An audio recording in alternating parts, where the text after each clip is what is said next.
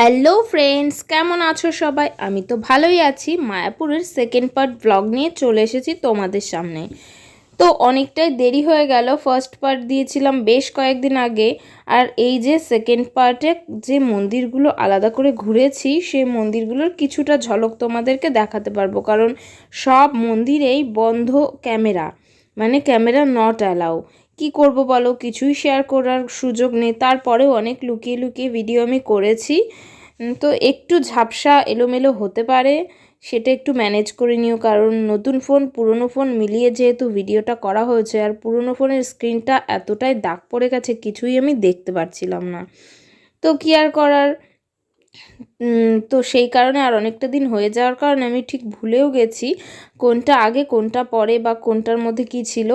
ভুলে যাওয়ার কারণ মেনে তো আমার ফোনটা, তো নতুন ফোনে কিছু ভিডিও ছিল, পুরনো ফোনের কিছু ভিডিও, তো সেই কারণে একটু গোলমাল হয়ে গেছে। দেখতে পাচ্ছ কি সুন্দর সুন্দর ফুল, মানে এক সাইডে এই ফুলগুলো ছিল, এক সাইডে ওই ফুলগুলো ছিল, এত সুন্দর লাগছিল ফোনের মধ্যে সামনাসামনি। তাহলে ভাবো আরও কতটা সুন্দর লাগছে। এখন আমি ভিডিও এডিট করতে বসেছি, পুরনো ফোনটাতে স্ক্রিনে ঠিকঠাক মতো দেখতে পাচ্ছি না, তারপরেও যতটা দেখতে পাচ্ছি তাতে খুবই সুন্দর লাগছে।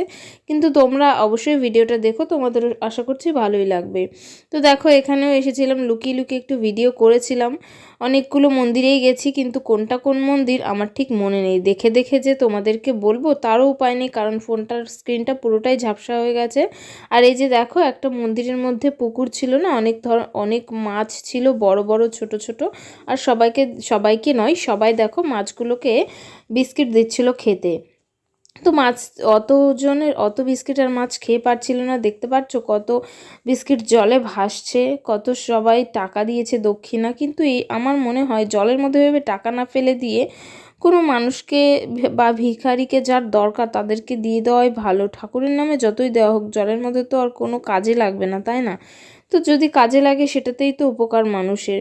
তারপরে দেখো আরও একটা মন্দিরে ঢুকে গেছিলাম।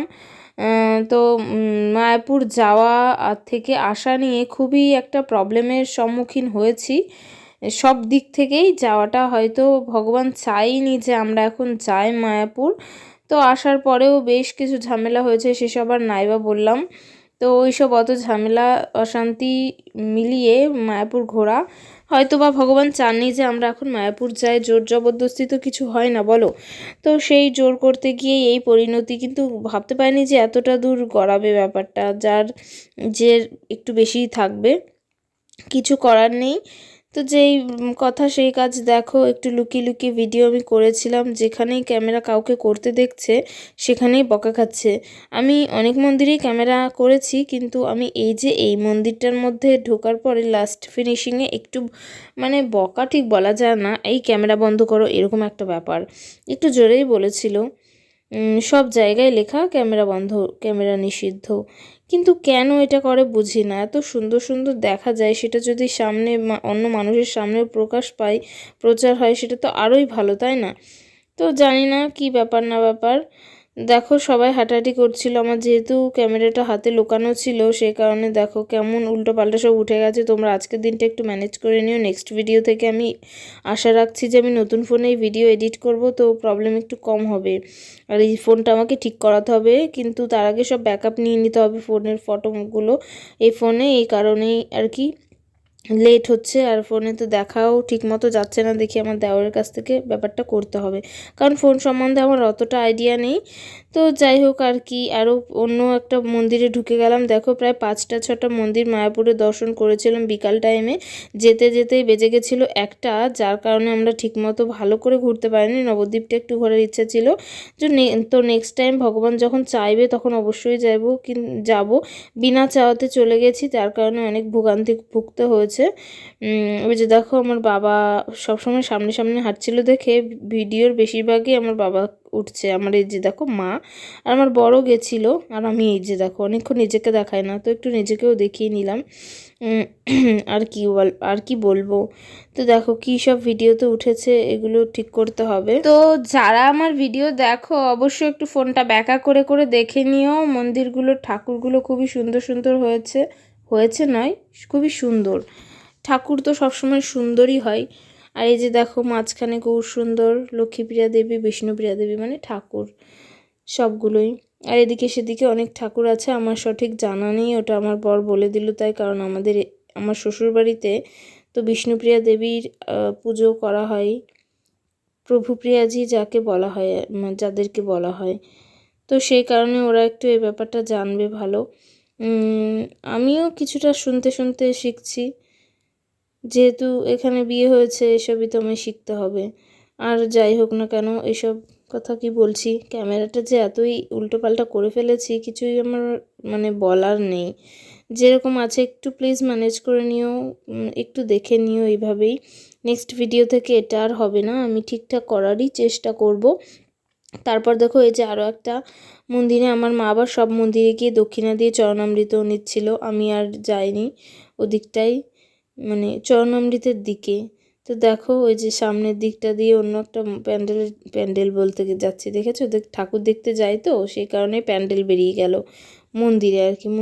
ওই মন্দিরটার ভেতর দিকে অনেক সুন্দর সুন্দর মানে ঠাকুরের এক একটা কাহিনী, এক একটা রূপ মানে পেস্টিং করা আছে সেরকমই। তো দেখো তারপর আমাদের দেখা টাকা কমপ্লিট হয়ে গেছে, আমরা ফিরে আসছিলাম টোটো করে ইস্কনে, কারণ মেন মন্দিরটাই আমরা এখনও দেখে পারিনি। তো ওটা দেখার জন্যই আমরা চলে আসছিলাম ভেতর দিকে। মন্দির দেখা কমপ্লিট হয়ে গেছে, কারণ আমাদের ক্যামেরা অ্যালাউ নেই তাই কিছুই শেয়ার করিনি। তারপর এখানে যেহেতু এলাম, একটা কিছু কিনবো না, সেটা কি আর হয়। তো এটা একটা গোপী ড্রেস বলে, যাই হোক আমি স্কার্ট হিসাবে পরবো সেই কারণেই একটা সেরকমভাবেই একটা নিয়েছি। তো এর মধ্যে থেকেই একটা নিয়েছি, সেটা তোমাদের সাথে এখন শেয়ার করা হবে না, কারণ আমি ওটা আমার বাড়িতে রেখে এসেছি, আমি এখন শ্বশুর বাড়িতে আছি।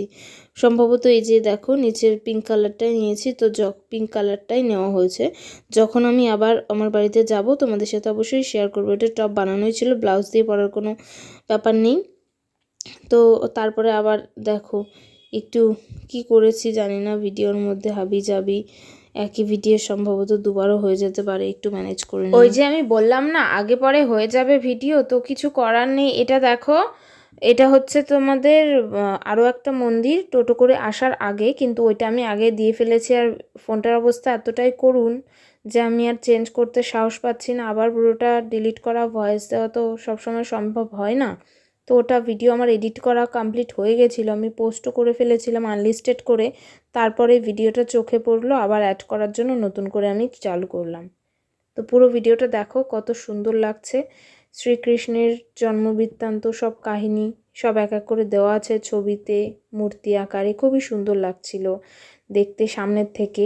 তো এখানেও সম্ভবত ভিডিও করা অ্যালাউ ছিল না, কোনো লোক না থাকার কারণে আমি বেশ ভালোভাবেই এখানটায় আমি ভিডিও করতে পেরেছি। তো ফোনের কারণে আমি কিছুই দেখতে পাচ্ছি না যে ভিডিওর মধ্যে কি দেখাচ্ছে, তো দেখতে পারলে আমি কিছুটা কিছুটা করে তোমাদের সাথে বলে দিতাম। তো যাই হোক তোমরা একটু কষ্ট করে দেখে নাও, সুন্দর সুন্দর মানে সরি আবারও প্যান্ডেল বলে দিচ্ছিলাম, ঠাকুর দেখতে গেলে প্যান্ডেল বলি তো, তো আর এগুলো তো ঠাকুরই সেই কারণে প্যান্ডেল হয়ে যাচ্ছে। মন্দিরের ভেতরটা এটা খুবই সুন্দর ছিল, দেখেছো কি সুন্দর, গৌরাঙ্গ মহাপ্রভু সব কিছু মিলিয়ে, এই যে রাধা কৃষ্ণ সব কিছু মিলিয়েই আছে, সব কাহিনী এক এক কাহিনী এক একজনের, মানে আমার এত সব কাহিনী জানাও নেই যে আমি তোমাদেরকে ডিটেলসে একটু বলবো, হয়তো বা সামনের পরে দেখতে দেখতে কিছু বলতে পারতাম। তো এটাও আর কি, লেখাটাও অতটা তোলার সময় সুযোগ পাইনি, সন্ধেও হয়ে যাচ্ছিল, ফিরতেও হবে, বাড়ি তো অনেকটাই দূর মায়াপুর থেকে, অনেক সকাল সকাল যাওয়া আমাদের উচিত ছিল, অন্তত 1-2 ঘন্টা আগে গেলেও এতটা প্রবলেম হতো না। যেহেতু শীতকাল, বেরোতে বেরোতে লেট হয়ে গেছে, শীতের মধ্যে আমি একটু মানে উঠতে ইচ্ছা করে না, আর আমার বাড়িতে গেলে তো আরোই আলিশি লাগে, কারণ ওখানে তো আমাকে কিছু করতে হয় না। তো দেখো তারপর ফিরে গেছিলাম রাত্রিবেলা, এখন দেখাচ্ছিলাম, আর তখন কিন্তু শীতের সিজন বলে অনেকই লোক ছিল, ঘোরাঘুরি আমাদের কমপ্লিট। তো টাটা সবাইকে।